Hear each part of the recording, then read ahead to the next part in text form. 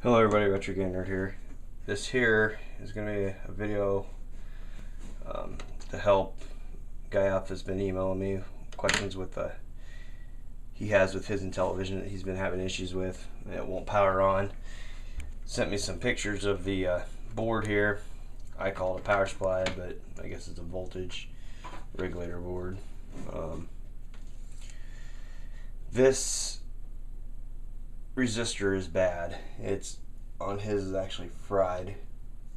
That's due to a couple causes. Obviously it's overpowering it, so either the transformer's overpowered it, or at one time it's taken a surge in power, causing that to fry. So the question that he asked me is, once he replaces that resistor, will it come on? Will it solve the issue? I can't answer if it'll solve it or if it won't solve it. It just depends.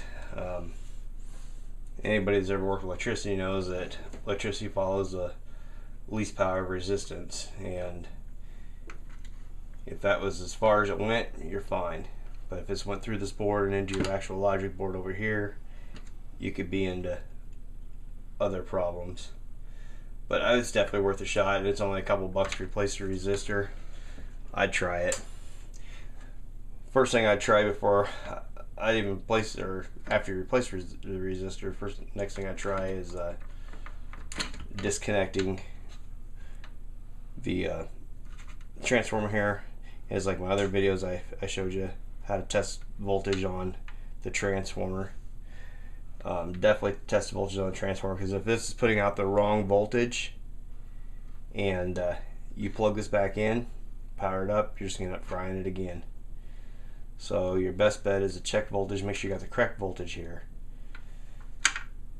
I believe in the email he asked, or I can't remember if it was an email or where it was, but he asked if you could leave this plugged in and test the voltage here. I wouldn't do that. The reason for that is this will draw power. You want it to test it when it's on no draw whatsoever.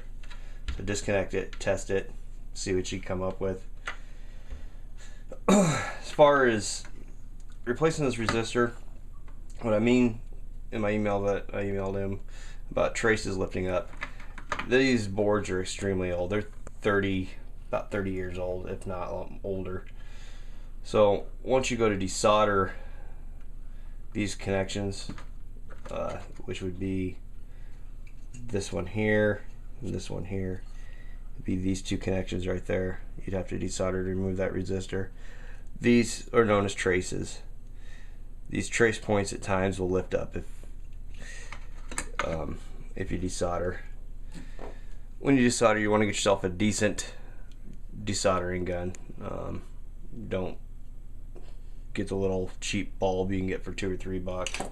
Actually spend, I think this is like 10 or 11 bucks. Get a decent desoldering gun. Now I'm not going to desolder this because obviously it's a good board. I don't want to desolder it, but what you do is you'll heat it up till this gets liquefied. Put this over the top of it. Push the button. It'll suck the solder up. Same thing here. Heat it up. Suck the solder up. It's that simple.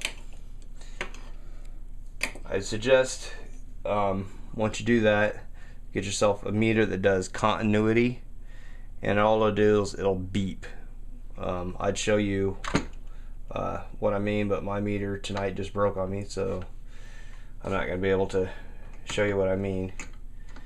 What you'll do is you'll test from after you resolder your new resistor in here. You're going to test, just follow this trace here, this point to this point to this point. You should get a nice solid beep. This thing here, same thing here, this point to this point, solid beep. This point to this point, solid beep. For some reason you don't, what you're going to do is get yourself just a piece of wire, strip it back a little bit on each end, run yourself a jumper from that point. Let's say this trace lifted up, you'd run yourself a jumper from this point to this point, soldering that in. And same thing here, if this would break, this trace here, you just run a jumper from here to that middle one to that end one, completing it. Not a big deal. But the resistor you're going to need for this is a 12 ohm 3-watt resistor. I got the actual manual. I was reading the manual, and that's what the manual says, is 12-watt 3 ohm resistor. If you're looking for a manual, again, on my website there, it's not much of a website, it's more of an informational place to download information. But you can download the manual in PDF form for the Intellivision 1 and the Intellivision 2. I got them both there. And read all the schematics on it. That's all I did. Anyway, once you get you test all your points here, voltage test good here, the next step I would do is plug it in, make sure the ribbon's disconnected from here, make sure the blue wire is disconnected from back here, and then, as my other video shows, test voltage on all of that. Make sure that you're getting all the correct voltage output on all of that. The next thing is plug your board in and see if it powers up, see if it works. And hopefully, if all goes right, it works out good. If for some reason that you're not getting good voltage here, it could be multiple things, from these resistors to these capacitors. Actually, I'm not sure if it's this board. No, it's not this board. I had one of these that didn't work, and the capacitor actually came desoldered from the board there, because again, they're extremely old. So I just resoldered the capacitor to the board, and the board fired up, worked really well. So again, hopefully it helps your issue. Just go through everything again, check all your voltage here, make sure you have good voltage. If you have good voltage there, not too high, not too low. I mean, as you'll see, like I explained in my other videos, you touch these, the blue and yellow lead should give you about 18 volts. If you're hitting 18.4, 18.6, 9, somewhere in there, it's not a big deal. But if you test here and you're hitting 25, 30 volts, you've got an issue. And that's probably what ended up frying that, was a bad transformer. Hopefully, if you're lucky, what happened was it took a power surge, either from a lightning strike or whatever, and ended up frying that resistor out. Just popping a resistor in there. I wish I could show you how to test continuity, but unfortunately I can't. Again, get yourself a decent soldering gun, or desoldering gun, and a soldering iron to do this. Don't get that cheap little bulb, because it's not worth anything. Desolder those, or these two connections there and there. You should be able to pull that resistor right out, slide the new resistor in, resolder each point. Just need a drop of solder on each of them. When you're done, check continuity. Make sure that you're getting good continuity from point A to point B, and again point A to point B, here to there, and there down to this point here and that point there. And if that all checks out good, you're good to go.